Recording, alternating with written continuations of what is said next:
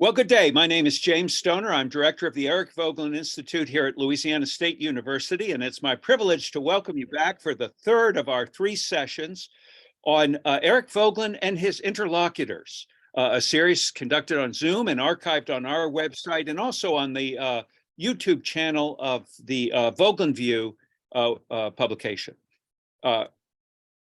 Today, we're talking about Eric Voegelin and Hannah Arendt, who had a very interesting relationship between the two of them. There's a published exchange when Vogelin reviewed her Origins of Totalitarianism. There's also a correspondence that accompanied that our speaker today has brought into print and commented on. And then, curiously, she was a co-editor of Vogelin's Festgabe, his Festschrift, or the book written in his honor when he turned 60 back in 1961. And she wrote the lead article, or the first article, or first chapter in that book. So I think that some of these questions and the question of their relation will certainly come out as we welcome our speaker today. We're very pleased to have as our guest Professor Peter Baehr, who recently retired from the University of Lingnan University in Hong Kong,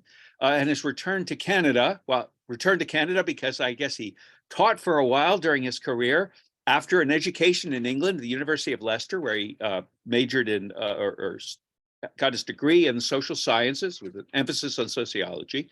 He then taught in Newfoundland, but returned to his native South Asia or Southeast Asia, where he had been born. Or nearby anyway, and taught for 20-some years at Lingnan in Hong Kong. He's the author of a number of books, at least 10 by my count, author or editor of a number of books on Caesarism and dictatorship, and also on Hannah Arendt, two of his principal interests, but on a number of topics as well. He's going to speak today for about 20 minutes, and then I'll ask a few questions to him, and we'll have a short exchange, and then we'll open up for general questions, and we'll run for we'll do a hard stop at about an hour and 45 minutes in. So we should, I'm sorry, an hour and 15 minutes in. So we have plenty of time, I think, for questions. When we get to the questions, simply use the raise hand function on Zoom. But for now, let me welcome to the Vogelin Institute and say how grateful I am to have as our guest Peter Baehr. Peter, the floor is yours. Thank you very much, James, and I do appreciate the invitation. I listened to the previous two speakers and found what they had to say very illuminating, not only about Arendt, but also about her interlocutors. What I thought that I would start off with today is not to dive into the differences that they had, particularly around the subject of totalitarianism, but to begin with a question. And the answer to this question may be very obvious, but nonetheless, let me risk the obvious. The question is, why is Eric Voegelin so much less well-known than Hannah Arendt? And by that, I mean, why is Voegelin less studied, less quoted, less employed across a wide swathe of the humanities and social sciences? Now this asymmetrical reception is very obvious. I mean, it's a matter of record. And we have at least two pieces of evidence for it. First, if you look at the book citation evidence in the Google Books Ngram reader, you will see a very wide disparity between the citations for Arendt and for Voegelin. And then one notices the lack of paperback editions for Voegelin. I mean, what are they? To the best of my knowledge, we have the New Science of Politics, okay. And we have some correspondence and we have the selection of writings from the history of political ideas, from Enlightenment to Revolution, but that is very, very hard to get hold of. But in contrast, all of the books that Arendt wrote and were published in her lifetime are available in paperback editions, pretty cheap paperback editions as well. So it's very clear that the reception of Eric Voegelin is far more muted than it is for Hannah Arendt. Now, on the face of it, that's rather puzzling, because, to put it bluntly, Vogelin was far better educated than Hannah Arendt. That might sound like a funny thing to say, so let me explain it. Arendt got her higher education in Germany, exclusively in Germany, in Marburg, in Freiburg, in Heidelberg, and kind of somewhat spottily in Berlin. But look at Vogelin's trajectory. It's remarkable. He goes to Oxford and he studies there for a while. He goes to the United States. He's at Harvard. He's at Columbia. He travels. He attends lectures of very important people, John Dewey, Giddings, the sociologist, many others. And then, of course, there is the whole Austrian experience itself, and particularly the Viennese experience, because we need to remember that Vienna, at the time that Vogelin was getting his higher education and afterwards, was really the epicenter of European cosmopolitanism, and particularly the epicenter of modernism.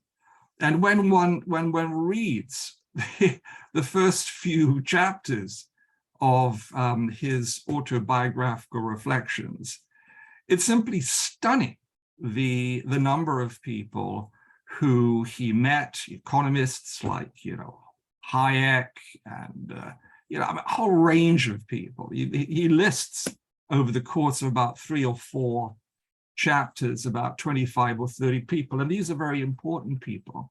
So the point I'm trying to get at here is that Vogelin, having had this very broad education, not just in philosophy, but also in economics and sociology and so on, you would think, be very well positioned to make an impact on the international humanities and social sciences. But, as I said, he doesn't do that.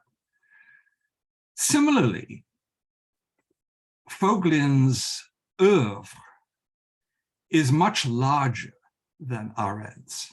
By my estimation, at least a third larger than Arendt's. And it is far more intellectually expansive than hers. Arendt's work was largely confined to the experience of Western civilization. Vogelin, on the other hand, is a comparativist. He looks at a number of world civilizations. And symptomatic of this is the book by Lee Trepanier on Eric Voegelin and Asia. Now, to be sure, you can apply Hannah Arendt's work, for instance, to China, and I've done that, but nobody can make the claim that Arendt knew much about China or took much interest in it, for that matter. And not just China, but also India and Korea and Japan and large parts of the Middle East. So we have a contrast here between a writer, namely Arendt, who is pretty focused on Western civilization, and we have, on the other hand, a writer, Eric Voegelin, who is far more expansive in the range of his interests and his contributions. So if we're going to try and explain the differing reception of Voegelin's work, how are we to do that? And as I said at the beginning, I think probably the answer is all too obvious. And that is that Voegelin's work contains too many terms, too many concepts, too many arguments that are radioactive in our Western progressive culture today. Now, I'm not thinking chiefly of a lexicon that abounds in Greek terms and of Voegelin's own Greek inflected neologisms. I'm thinking of terms and concepts like order, disorder, the hierarchy of being, faith, God, divine ground, spirit, pneumopathology, and so forth. And it's very clear from reading Voegelin's work that he was a man with a profound understanding of comparative religion and a strong religious sensibility himself. And that religious sensibility is simply foreign today to most of Western civilization. It's more than foreign, it's actually repellent. Equally, Voegelin makes no bones at all of his loathing for ideologues, Marxist ideologues, but not just them. And as we know, Marxism remains eminently respectable in Western universities. Conversely, he made no secret of his love for the classics of Greek philosophy, but also his admiration of the Christian patristic tradition. Whereas the climate of our times tends to look to the Middle Ages as a dark age, Voegelin stressed its intellectual power, its intellectual fecundity. Okay, well, it might be said, and this is fair enough, that Arendt was also a strongly anti-ideological thinker. And this is true. It's very obvious from reading her that she hated ideological thinking. Nonetheless, I would maintain that there are far fewer stumbling blocks in her oeuvre to its reception than is the case with Voegelin. There are just fewer tripwires to detonate explosive indignation, which is so common, especially in our universities today. Now, granted, she got into trouble for her opposition to compulsory school integration in the American South. But all her other remarks about race relations are evidence of her genuinely strong support for the civil rights movement. Granted, too, there were many Jews who were upset, in fact, more than upset. They were deeply angered by her comments on the role played by the Judenräte, the Jewish councils, in shepherding the Jews, as she saw it, into the arms of their Nazi murderers. But most of Arendt's readers are not Jews. And besides, her comments were enfolded in a broader analysis about the banality of evil, a thoroughly confused concept, in my view, but an oxymoron that many have found and still find attractive. True again, Arendt criticized the excesses and the utilitarian character of the student movement, particularly their demand that academic studies be politically relevant. But she also praises this movement for its joie de vivre and for its rediscovery of action.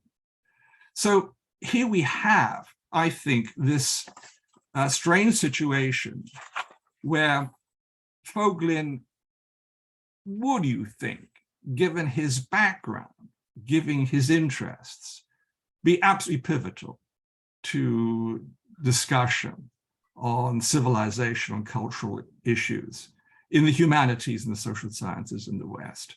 But he isn't, I mean, he's confined, interest in him is confined actually to an intellectual elite. And part of this elite is the Eric Voegelin Institute. Now, what I was going to do, and I talked a little bit about this with James, was to go on and say, and to develop the argument that notwithstanding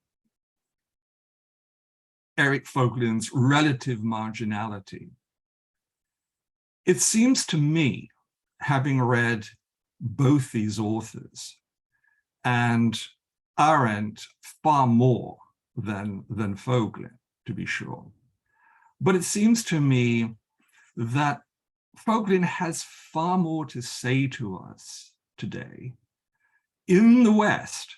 I won't talk about Asia here, but in the West, about our deep cultural malaise. And when I read him, I'm just stunned by how pertinent his arguments to us. And that is a very, very disturbing pertinence, by the way. And I think that one of the key concepts that he develops, which provide us with a very unflattering window on our own civilization and culture, is the concept of second reality. And this is a concept that he develops in a lot of his work. Now, second reality is a rather strange concept in the way that Vogelin introduces it on many occasions, because he says, among other things about it, I mean, he talks about what it is, but he says in a number of places that, first of all, this is a term of Robert Musil's, and it isn't a term of Robert Musil. Musil does not use that term. Musil talks about the other condition. And not only does Musil not talk about second reality, the concept of the other condition is really quite different with Musil than it is with Vogelin. Now, this concept, it seems to me, to be very important for a number of reasons. But I think that I'm going to hold back in developing what these reasons are. I can certainly come back to them, and will do with pleasure if anybody wants me to enlarge later on. And I've got two reasons for hanging fire. The first is that I think that we want to look more at the dialogue between Arendt and Vogelin, and talking about second reality, particularly at the beginning, is going to take us too far away from our topic. But the other issue occurred to me this morning as I was going for my early walk, and it's this. The people that I admire, the scholars that I admire, people like Weber, people like Arendt, people like Peter Berger, people like Vogelin, people like Raymond Aron, these people are very poised. They're very poised. They hated histrionics. They were not hysterical writers. They were sober. But our situation today, the attack on the civilization of the West from so many angles is so nasty and is so thorough and is so malevolent that it is very hard to discuss all this in a way which encourages equanimity. And so when I was thinking about this, you know, I could see all the way that this second reality concept applies. But I thought, you know, unless I'm pushed on it, and then I'll try and talk very calmly about it, I'm going to leave it. I'm going to leave it in suspense, because these thinkers were not polemicists. I'm not a polemicist. And when I get close to polemics, I feel a certain wave of revulsion. But suffice it to say, particularly for the students who are coming up to speed on Eric Voegelin, that the concept of second reality is a truly remarkable window into many things that are wrong. I'll just mention one thing about this because it is relevant to everything else in Voegelin's oeuvre, so far as I can see. You know, I said at the beginning that unlike Arendt, whose education was exclusively in Germany, I said that Voegelin was a much more internationally oriented and educated figure. But we mustn't forget that Voegelin was an Austrian. And this is very important for his work. And its importance lies in his concern with language. And the group of people writing at around the same time, the people he mentions often and admires, like Karl Kraus and Musil, they were also examining the chaotic aspects of life towards the end of the Habsburg period, as we now know it to be. The way that language was corrupted, the role of the media in amplifying this corruption, the collapse of thinking into cliches and so on. And there were a lot of Austrians dealing with this problem. You know, when you start to read in the opening pages of the New Science of Politics, what's one of the concepts you first come across? Representation, Darstellung. That's what all these guys were interested in. You know, Schoenberg, Krauss, I mean, a number of them, Wittgenstein. And I'd be very interested to ask the true Vogelin scholars here, people like, you know, David and Barry Cooper, whose wonderful book on Vogelin and the foundations of modern political thought, I've benefited from so much. But I'd like to ask you both, where's Wittgenstein? Where's Wittgenstein in the writings of Vogelin? Because I'm not making a plug for Wittgenstein, but what I'm simply saying is that he is another of these people centrally concerned with what we can call actually the ethics of language. And yet he's the missing person for me in the corpus of work of Eric Voegelin. And I'm wondering why that is. So let me leave my remarks, opening remarks at that, and we can move on willy-nilly. Well, thank you very much. I've made a list of questions that if no one else has asked you by half past the hour, I'm going to ask, but I suspect others will. But I did want to start by pointing us back towards that published exchange between Vogelin and Arendt, because it seems to me that one of the issues you raised, Vogelin as religious thinker or as having a religious sensibility, I think you even said, that seems to be central to me to that the differences they have about totalitarianism. In other words, as I read that exchange, Vogelin's critique of Arendt was that she was trying to, much as he praises the book, that she was trying to understand this phenomenon of let's call it late modernity, or a sort of crisis of modernity, as some have called it.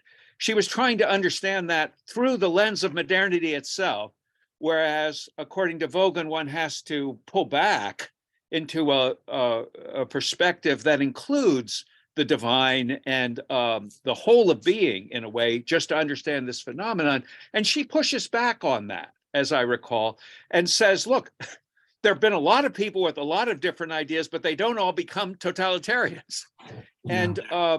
And that she wants to stress the facts on the ground, and in that way, sort of what a journalist sees, because Arendt, at some level, becomes a kind of model, doesn't she, of the modern journalist, or at least sort of informed journalist. She wrote so much for the New York Review of Books, right, and other publications of that sort, which remain vital outlets for maybe precisely that progressive left, of which she wasn't fully a member, but in a way was a kind of founder. So, or at least maybe early dissenter. But I wonder what you would say to that about the question of religion versus sort of the sociological, let's call it just the sociological facts on the ground. Is that the source of the real disagreement between them, the perspective in which one has to understand a phenomenon like totalitarianism?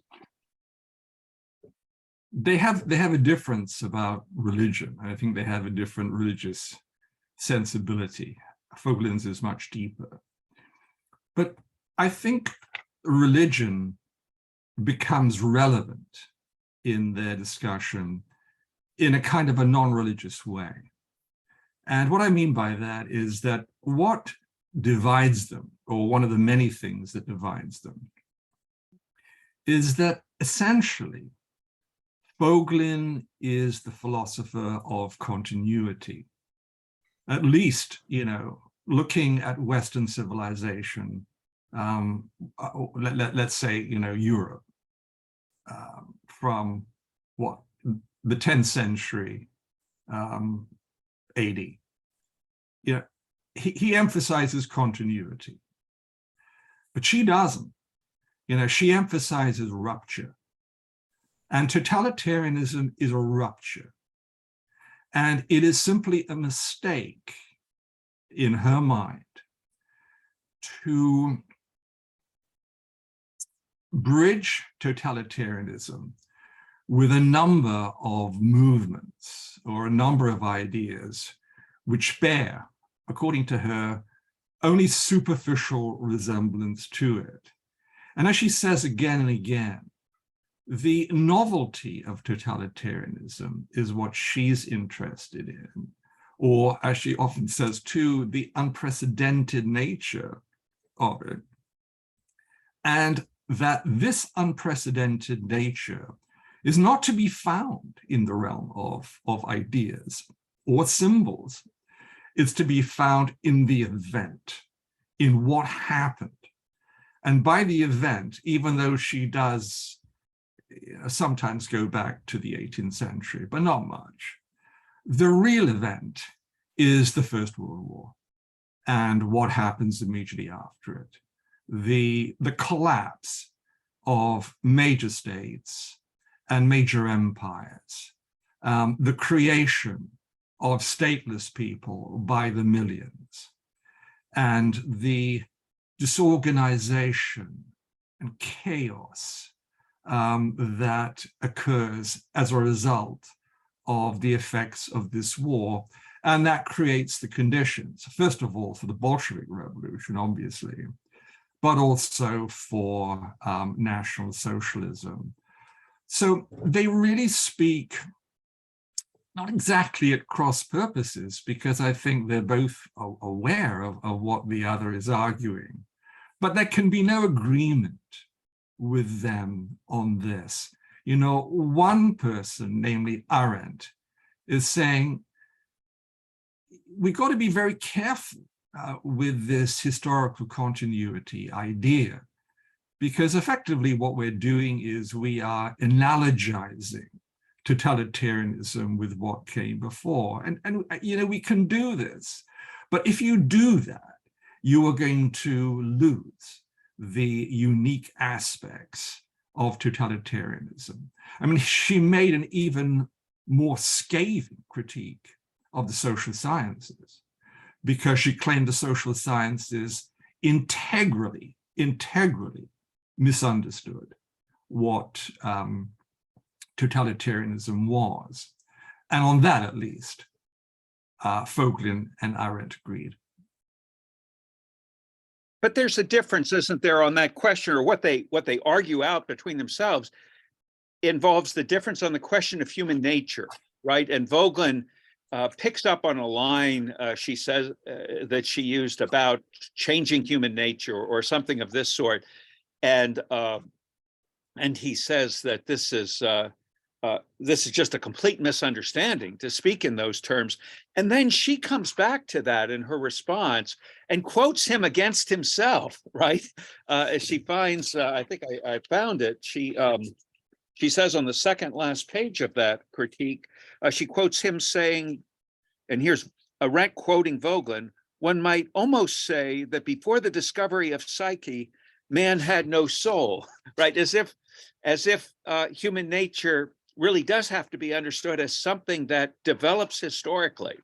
I wonder, is there a real philosophical difference between them on this point? Is one more grounded in a notion of human being developing over history, as some kind of historical or historicist view, whereas the other insists on nature in a sense, or is it just a difference of nuance there between the two of them on this? And then how would that relate to this question of totalitarianism?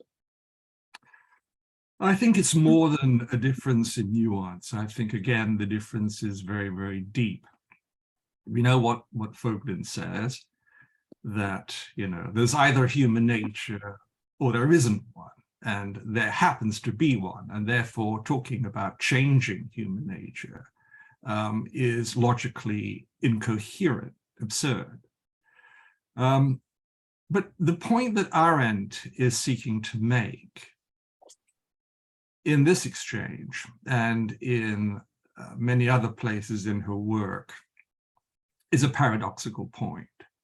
And that is that what we call human nature is very unnatural. And when she thinks of nature, she thinks of the cycle of our species nature, the fact that we get up and we work and we eat, and nature is cyclical as well, and that to the extent to which we are bound up with that, as we are as a species, we have that nature. But then, on the other hand, there are many things about human beings which look very unnatural. The ability of human beings to trespass limits, for instance, or to initiate new trains of action, to create civilization itself. And being human, she says, implies openness, it implies plurality, and therefore it suggests many properties that it is actually very hard to fix down or to nail down into a hard and fast idea of nature. And Vogelin found this line of argument infuriating because I think he probably thought it as slippery. But from Arendt's point of view, it wasn't slippery or sophistic at all. It was really about trying to get to grips with the unnatural nature of the human being and what this kind of being was capable of doing. And a lot of what this being was capable of doing and had just done under totalitarian regimes was something that had never been imagined before. Now, again, at this point, we then come to the issue again of continuity and rupture, because as we know, the totalitarian movements that Arendt describes seeking to change human nature, and we can talk about the ways that she thought that it was seeking to change it. For him, these movements are yet another, albeit a particularly horrendous iteration of immanentist creedal movements. But she doesn't see it like that, and nor does she see human nature in the same way that he does. Well, thank you. I'm going to open the floor for discussion now and ask that you use the reaction button. I think under reactions, there's a raise hand function, and I see already there are a couple hands up. So the first one from David Walsh. And David, I imagine you can either ask a question or answer the one that Peter asked of you. But the floor is now yours. So go ahead and unmute yourself, and we look forward to hearing from you. All right, thanks, Jim, and thank you very much, Peter, for a very elegant presentation there of the contrasts between these two amazing figures. The question, I'd like to just go back to the question that Jim posed, which was there are differences on the meaning of totalitarianism and the question of nature and history and so on. Because I appreciate your highlighting the second reality issue, but there's more to it than the second reality aspect. There's the question of how do you define second reality except in relation to first reality? So the question of truth is the primary question. And in Arendt's account of totalitarianism, the issue that Vogelin took most exception to was the suggestion that at the end of the day, she could not say that the Nazi project of changing human nature was wrong or incorrect or untrue or invalid. It was horrendous, of course, but there was nothing. There really didn't seem to be a kind of clear framework by which to characterize it. Because if without a notion of human nature, you cannot say that, well, you can't change human nature. You can't manipulate human beings in that way. So that I think was one of the important sticking points there. And I think Vogelin was rather taken aback by it because I'll be quite honest with you, it's been a long time since I've looked at those texts, but and when I initially read them, I thought, oh, well, they were obviously going in the same direction and they're natural allies on the same question. But it was rather disappointing as a reader to see that they didn't reconcile on it. And because indeed totalitarianism was Vogelin's big target as well. But really, it's not the question of totalitarianism, it's the question of the truth of things that ultimately vanquishes the totalitarian outlook that one can indeed change human nature. Now, that doesn't eliminate, there's another question that Jim asked about the historicity, which I won't get into because I'll have to talk privately to Jim a little more on that one.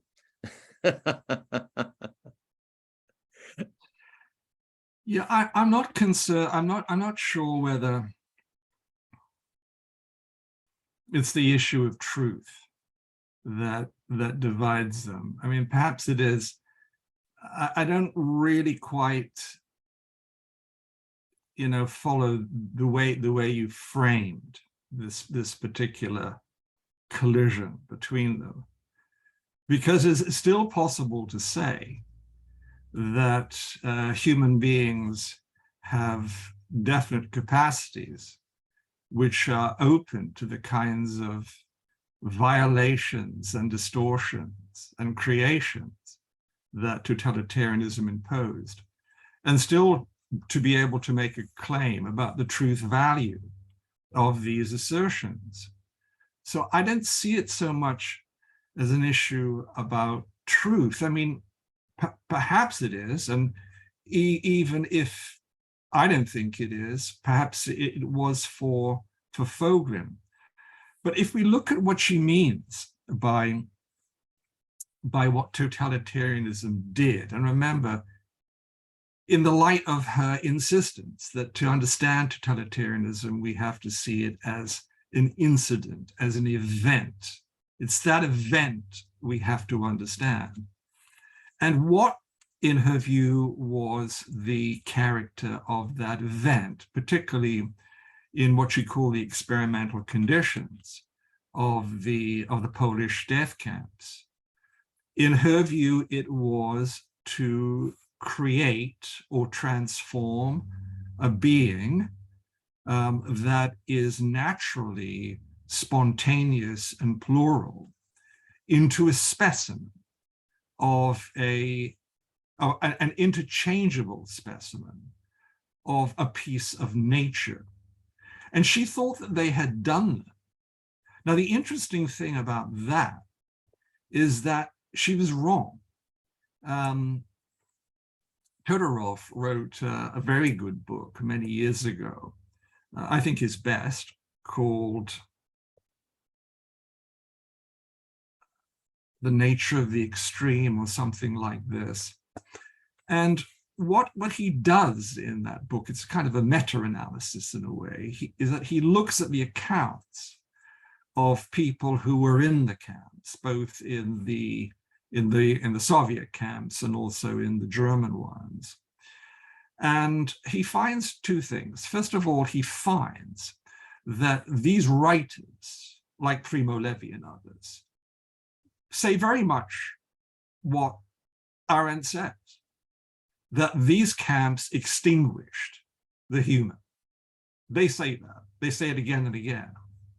But on the other hand, these authors, Todorov shows, again and again point out that moral life is in nuce kept alive in the camps in a variety of ways. In other words, people try and take care of themselves despite all the horrors, that people try and keep clean, being a sign of human dignity, that people recite poems to keep the life of the mind and of their pasts visible or audible. And so therefore, we do not have the extinction of human plurality or human spontaneity in the camps. We have a radical attack on it. We have a radical repression of it, but we still have a nature, as it were, visible through the accounts of some of the most desperate recollections that we have in our history. Yeah, but I think that's more or less what I agree with you. That's a more accurate account of it, but that's not the account that Arendt herself gives. Arendt herself tends to conclude that the Nazis managed to accomplish. That's true. And that's true. Yeah. And the very fact that she does not resist that, or indeed find the contrary evidence that Vogelin is sort of pointing towards, the ineradicability of human nature, even in the camps. That's the issue, I think, that divides them. Yes, I think that vindicates Vogelin. Yeah. Although, to be fair on Arendt, when she was making these claims, there weren't a great number of sources to draw. The stuff, for example, by Bruno Bettelheim was entirely different.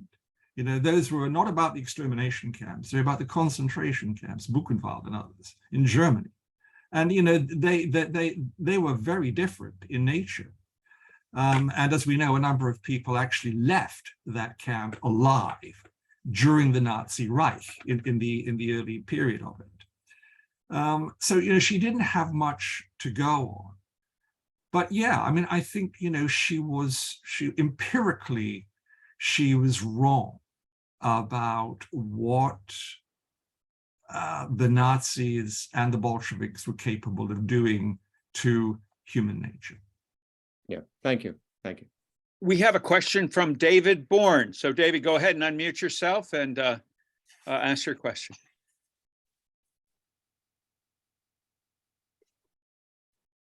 Nope, still muted. I'm going to try again. How's that? Okay, you're on. Okay. The first thing I want to say, I would like to speak to Arendt a little bit more. Like, I was greatly influenced by her political writings of Kant. I could speak more about Vogelin, about one statement that was made, the discovery of the human soul. this is kind of problematic in several kinds of ways. One, it leads to a linear kind of interpretation of how we progress psychologically. And in Vogelin, the logos of the psyche has to do with really the impact that Plato had on reason sort of controlling desire and appetitive kinds of things, with virtues of temperance. And I think Vogelin cannot be understood linearly in this way. I think he sees the differentiation in relation to that statement rather than a linear statement. But I don't think he's not open to what it may, go before Plato. I mean, Aristotle later develops concepts of noesis and different thinkings like that. The second thing I wanted to say is about tyranny, and it correlates to this, that when tyranny is an aspect of the human psyche, where we are not controlled by our openness towards God, and I'll use that language and use it very, very carefully in love. And therefore, tyranny can always emerge within our psychological thinking. It's not, it has its historical dimensions in terms of people that their souls they're whacked out. They're not controlled by reason. They're not controlled by noesis. They're not controlled by an openness to what's good. And I think this is essential in Vogelin. I think in Arendt as well. Anyway, that was my comment. Okay, thank you. Okay. Peter, any response to that, or should we move on?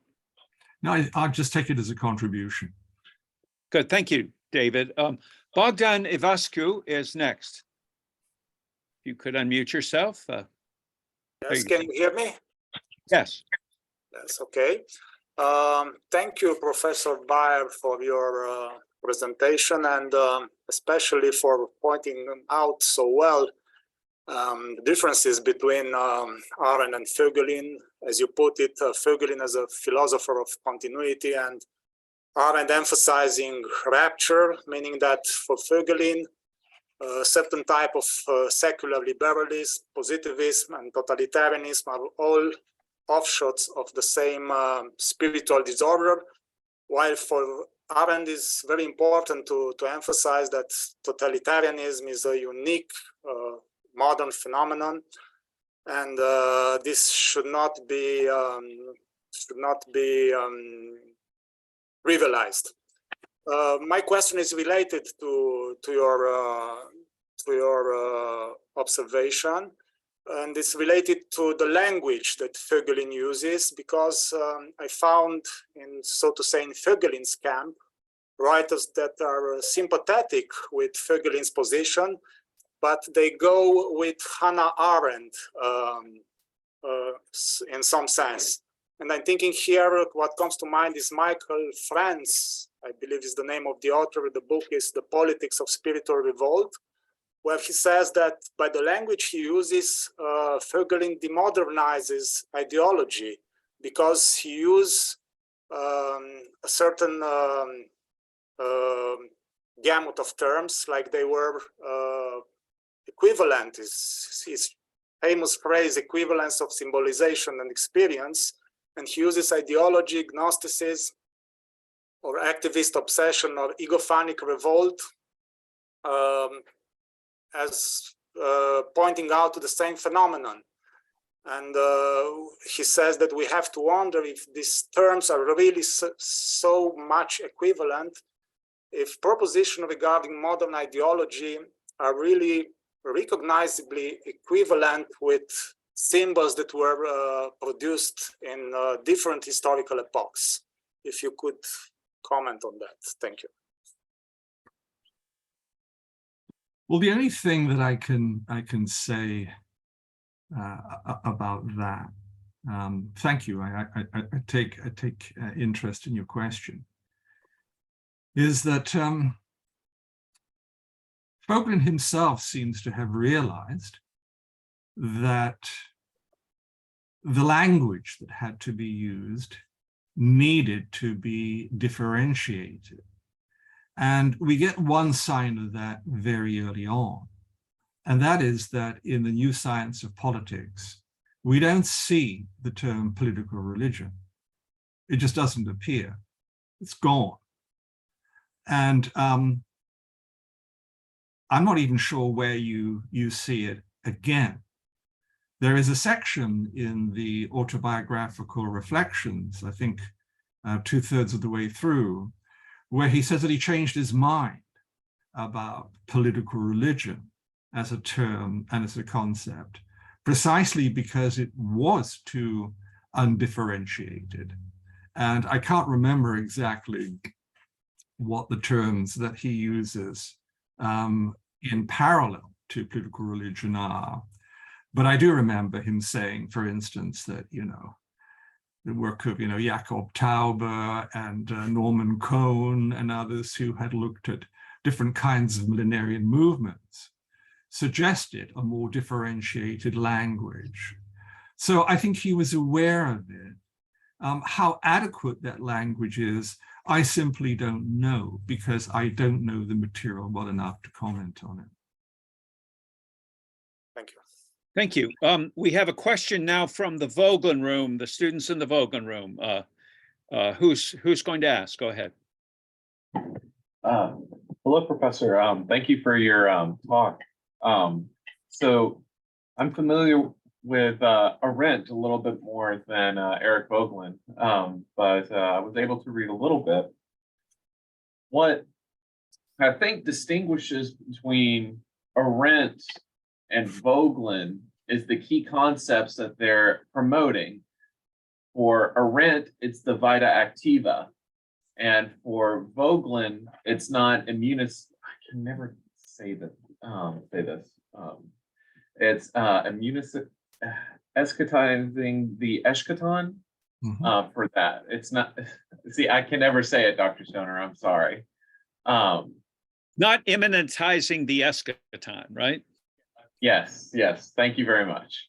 And for both of them, what struck me with Arendt is she's dealing with stateless and loneliness in her writings when she's writing the origins of totalitarianism, because she goes into not only how it has occurred, but why it has occurred.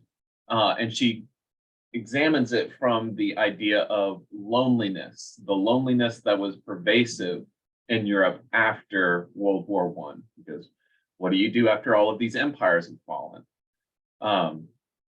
With Eric Voegelin, it's trying to understand the kind of wandering that Western peoples are actually experiencing in their spiritual life.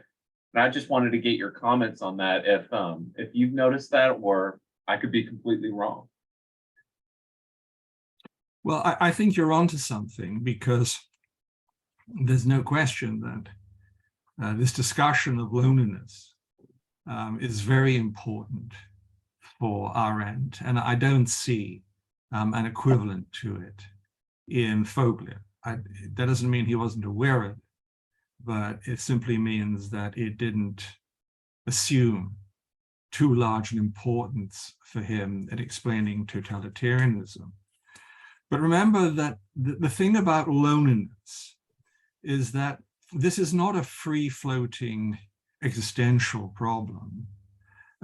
It arises because of what she calls the creation of the masses. And the masses for Arendt are not the same as the people. They're not the same as the mob. They're not the same as classes. Masses consist of individuals who have been thrown out of their customary ways of life and of their traditional means of living and associations.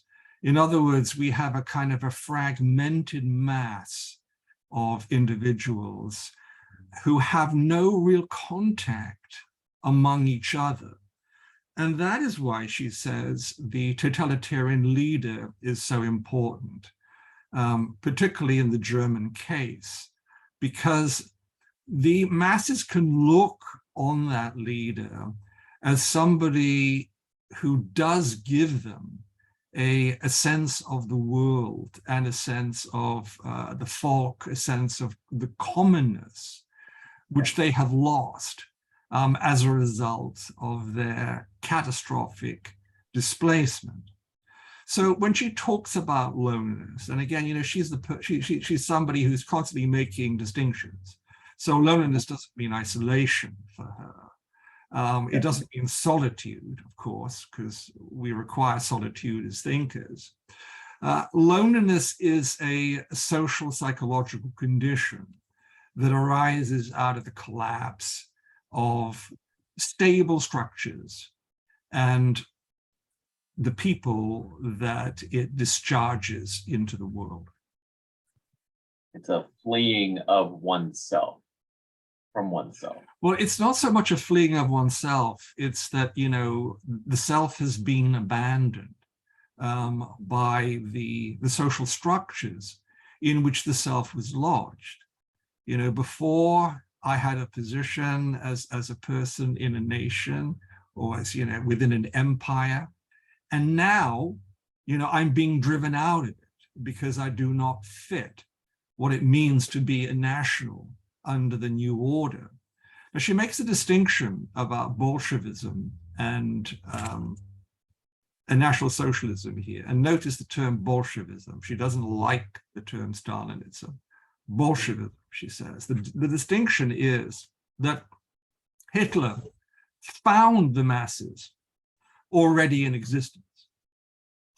And so what he had to do and what the National Socialist militants had to do was to organize them. And because they were highly alienated and fragmented people, they welcomed en masse that organization. But in the case of Bolshevism, Arendt says that it took Stalin to smash the various organizations of the Russian people and to create the masses himself. So in one sense, you know, in one case, that is to say in Germany, the masses were available for National Socialists to organize. But in the Russian sense, they had to be created in order for the totalitarian movement to thrive. And that, Arendt claimed, was the job of Stalin. Now, you know, she makes some strange comments about this, at least from my viewpoint and from what I know. She does tend to draw quite a strong distinction between Lenin and Stalin. And I wouldn't exactly say that she admires Lenin, but she doesn't see him as responsible for what happened under Stalin. But then again, you know, we have an awful lot of historical materials to show that Lenin was every bit as ruthless as Stalin was. He just happened to die earlier. I should add that the reason why she makes this claim about Lenin is that she says that in a number of Lenin's writings, he is stressing the formation of structures, not their disintegration, not an attack on them. And that she says, you know, for Lenin, this was going to be an important part of the Soviet cosmos, whereas Stalin was against that because he thought that the population of Russia and its areas nearby would be easier to control. I don't think that's historically right, but that is a distinction that Arendt draws. Right, she seems attracted to the idea of the Soviets as these organized communities rather than the centralized state, which in fact it becomes. Next question from Barry Cooper. Unless, Barry, you want to answer the question that Peter put earlier to you, but the floor is yours. Well, thank you, Jim. And thank you, Peter, for a very interesting talk. It's just a very short comment on what you mentioned with respect to Vogelin and Wittgenstein. I often wondered about that as well. Gebhardt mentions Wittgenstein in his afterword to volume 5. So then I went and looked in my collected works, and Wittgenstein is mentioned twice on page 1 of the autobiographical reflections that you, where you listed the number of important people in Vienna. And he talked about Wittgenstein and his circle. And Wittgenstein's work. And then in the Hitler book, he mentions Russell and Wittgenstein as substituting logic for philosophy as another instance of second reality. So I was thinking about those references. It seems to me that that is what our friends in the philosophy department call mostly Wittgenstein 1. The Wittgenstein that found its fullest expression in the Tractatus, and not they call Wittgenstein 2, the philosophical investigations of Wittgenstein. And I don't know if that's what you had in mind, but it has always struck me that Wittgenstein 2 and Vogelin had a lot more in common than the only Wittgenstein he mentions, which I think would refer to Wittgenstein 1. Yeah, let me just 1 second. What I'm thinking is of the argument of this book, Wittgenstein's Vienna by Alan Yannick and Stephen Toulmin. Do you know this book, Barry? Yeah. Right. Well, you know, because I mean, the point that they're making is that the English, the Cambridge philosophers, didn't get Wittgenstein. They simply didn't understand him. The way they interpreted him and the way that the mainstream British analytical philosophers and others have appropriated Wittgenstein is essentially as a kind of an eccentric individual, but who fell very much within the Anglo tradition because, you know, he approached Frege and he developed a friendship with Russell and others. And, you know, what they point out, and I think very cogently, is that this was just simply wrong. Wittgenstein used to say to his students, to their face, you're just stupid. You know, you simply don't know enough. You haven't understood enough. And what he meant by that is that you haven't understood where I've come from. You know, I'm not an Englishman. I'm not somebody who is simply trying to take on an English personality. I'm a Viennese person and who has come to logical positivism in the hope that it will be able to resolve some of the questions that I've been asking. And it's for this reason that those last few cryptic pages of the logical investigations, you know, have absolutely puzzled English philosophers because they suddenly seem to be kind of ethical meditations. So I'm surprised. I'd actually forgotten that Wittgenstein is mentioned in page 1 or 2 of the autobiographical reflections. But there's no substantive work on him. And if Vogelin is saying that basically, you know, he was a logician, then from what I understand, and I'm not a professional philosopher, and I'm certainly not a professional Wittgensteinian, you know, that doesn't seem to me to be plausible. Because what they reveal, and this is really surprising for me, what you mentioned now about Vogelin, is that Wittgenstein was part of the same milieu. You know, I mean, you know, Schoenberg dedicated one of his symphonies to him. These people met together, you know, they were trying to ask the same questions or answer the same questions about Darstellung, about representation. So I'm rather surprised. It kind of deepens the puzzle for me about the intellectual relationship between the two of them. But thank you very much for reminding me that there is something there, and also some very obviously there right at the beginning of the autobiographical reflections. Just one other thing, if I may. I once spoke to F.R. Leavis, who was a good friend of Wittgenstein when he was at Cambridge, and he told me almost the same story that you just related, that his English students didn't get him at all. And that's one reason I think why Leavis and Wittgenstein were good pals. Right. Thank you. Our next question, the last so far, is Vlad Gafita. Thank you, sir. Hello, Professor. It was an excellent presentation. It is a pleasure also to see you, to meet you, even if it is online. Sir, Professor Baehr. Well, Yeah. I have to ask you just one question, unfortunately, but it is quite okay in this matter. Well, I thought about some questions, and I'll ask you, I think, a question which is very, which suppose a large answer, but I'm sure that you'll manage to resolve it. What is the relation between democracy and totalitarianism in the point of view of Arendt and Voegelin? I don't know. Some people are considering that totalitarianism is a heresy of democracy, and I don't know, like Gnosticism is a heresy of Christianity. What is the relation between these two concepts, totalitarianism and democracy, in Voegelin's view and Arendt's view? Thank you. Thank you very much.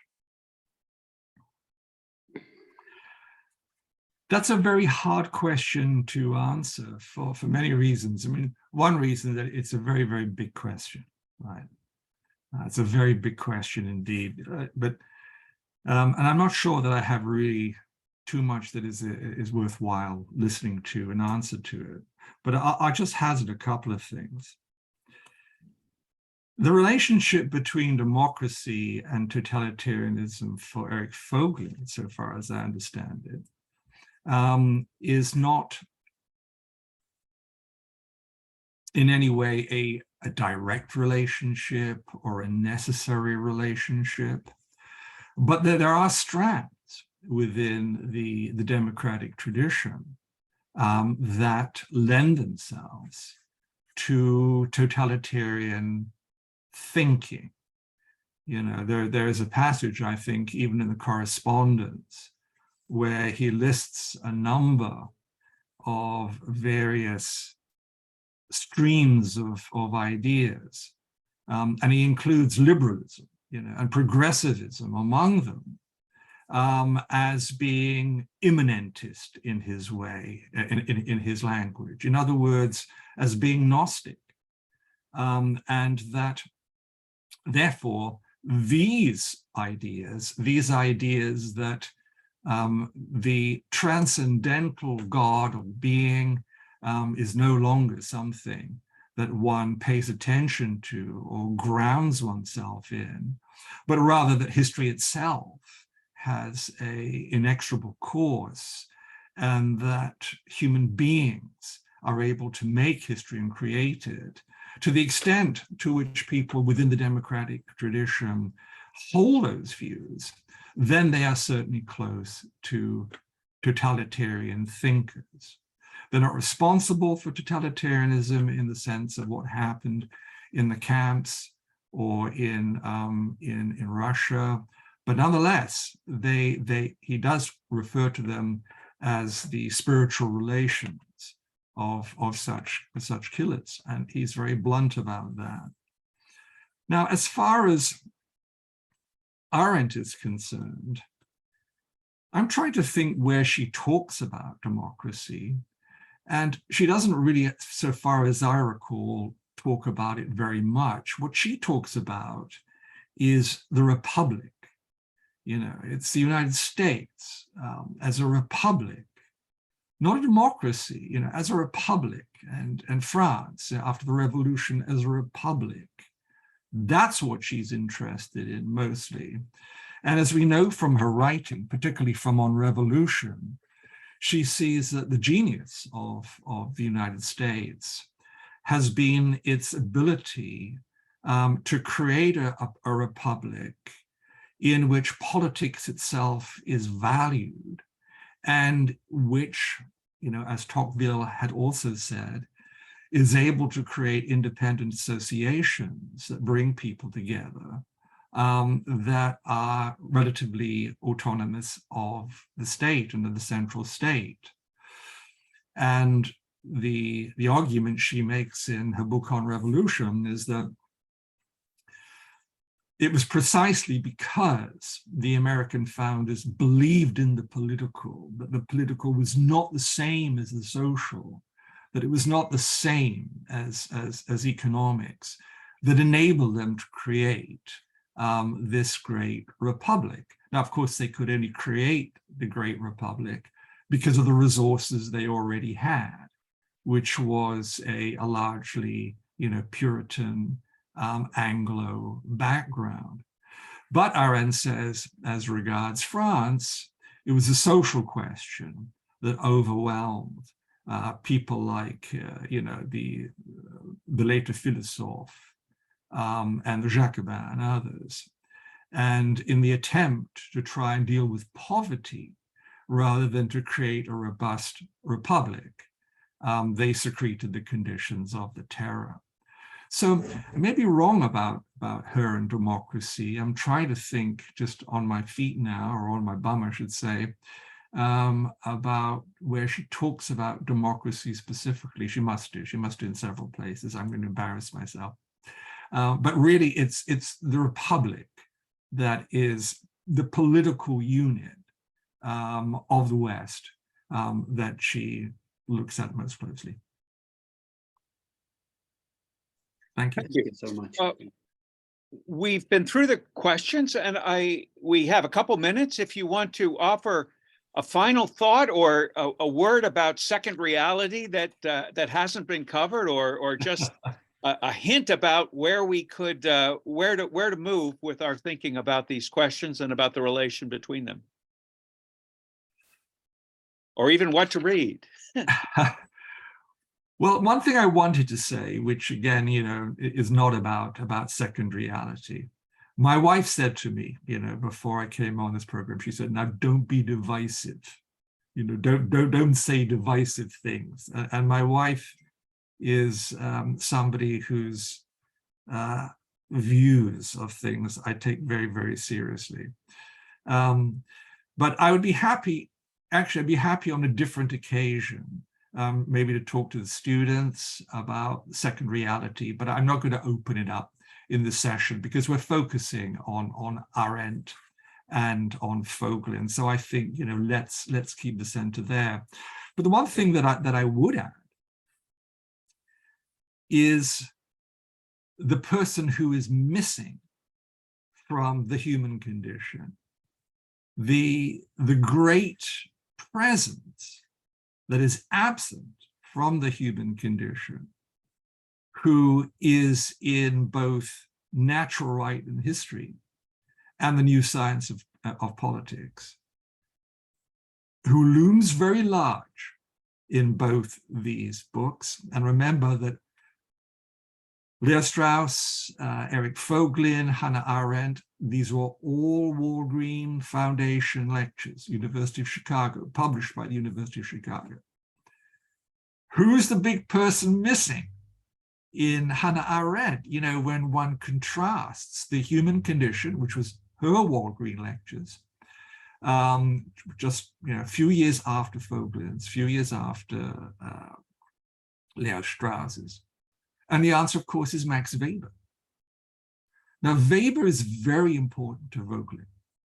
And he is to Strauss. I mean, it's no coincidence that Weber is taken up almost right at the beginning of natural right and history and the new science of politics. It's as if Vogelin and Strauss know that there's somebody in their way, somebody very powerful in their way, that they have to handle, that they have to go through, not around, not ignore, that they have to take Weber on. And they do. And we know what Vogelin thinks about Weber because he's very specific about it, not only in the great section in the New Science of Politics, but in many other places. For example, a long passage in Hitler and the Germans, and in many other places too. And what does he think about Weber? Well, the first thing he thinks is that he really admires Weber. And what does he admire Weber for? He admires Weber for the same thing that so many people have admired Weber for: intellectual honesty. Weber was not an ideologue.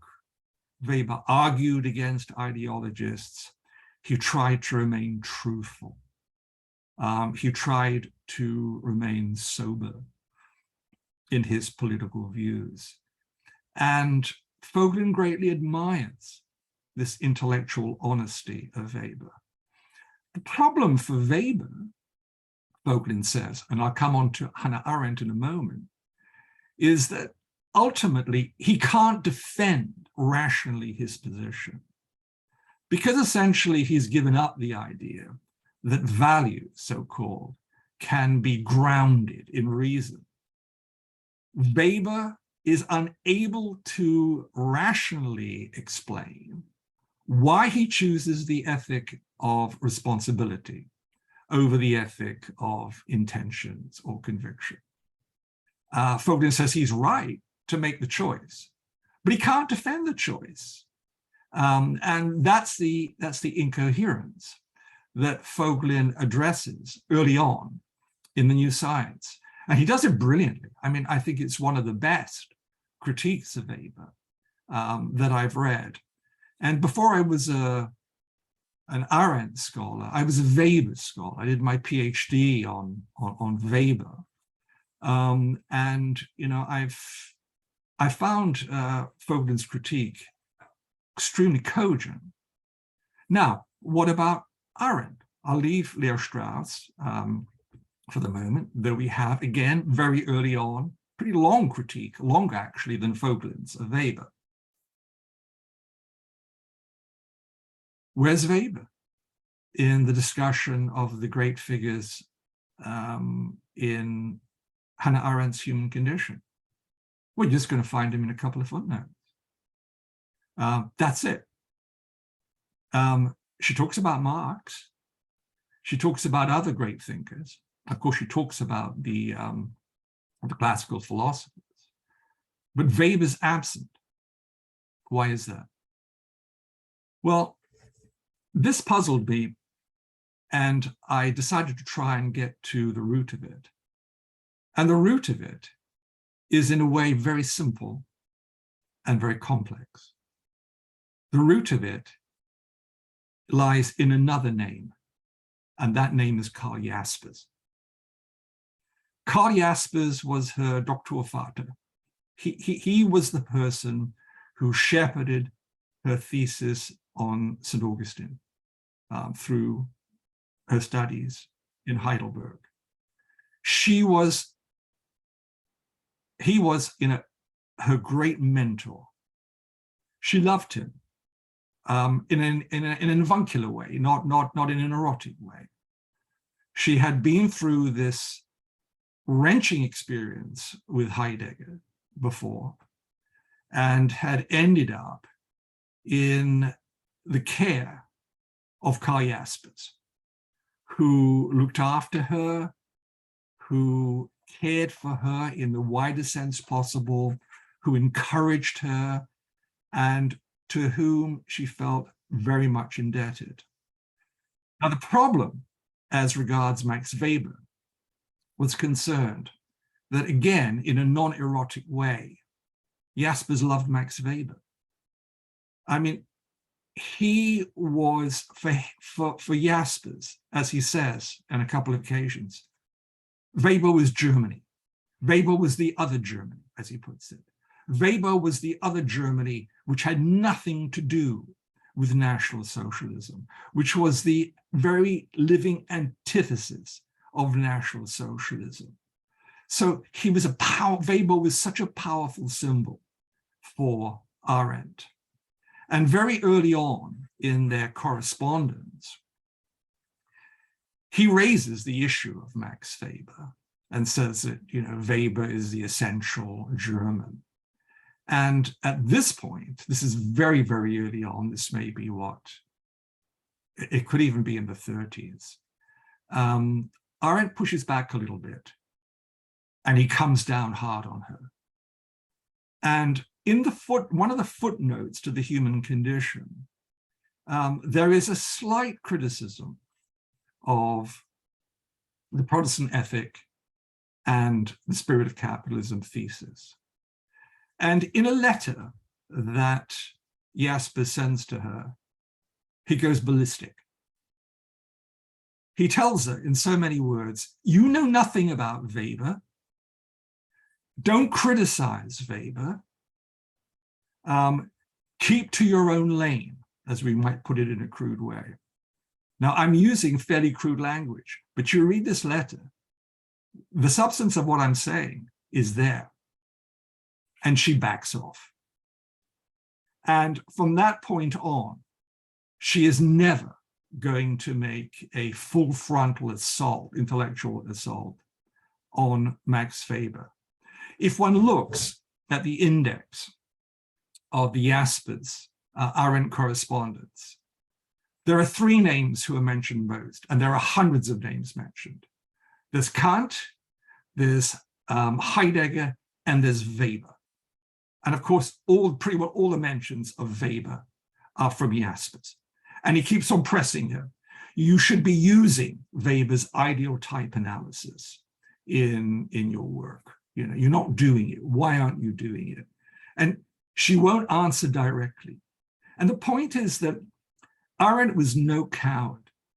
She had tremendous independence of mind. She had great dignity. But there is something very tactful about this way of seeking to divert Jaspers from his Idee fixe. And she was loyal to him. She was devoted to him. My interpretation, I've written about this in a piece called The Grammar of Prudence.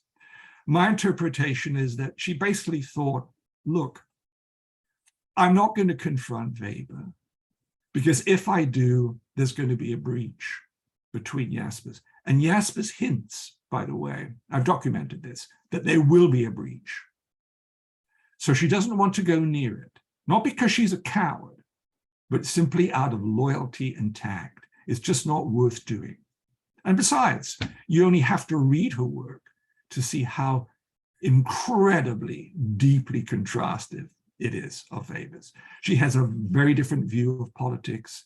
She has a very different view of action, and so on and so on and so forth. Again, I've documented all this. But I think it's a rather fascinating case and a rather kind of touching case, really, because Arendt simply says, all right, you know, she probably thought that at some point she should do what Vogelin and Leo Strauss had done. But no, she wouldn't do it. And for good reason, good for her. Well, on that note, and having raised so very many questions that could expand into a whole series of conversations on their own, let me thank you for a very enlightening presentation, and thank all of you who are able to join us, and let you know we will archive this talk, as we have the others, on the Vogelin site and on the VogelinView YouTube channel. So thanks very much for today, and with that, we'll sign off. Thank you very much indeed. Thank Please you end all the for coming. recording.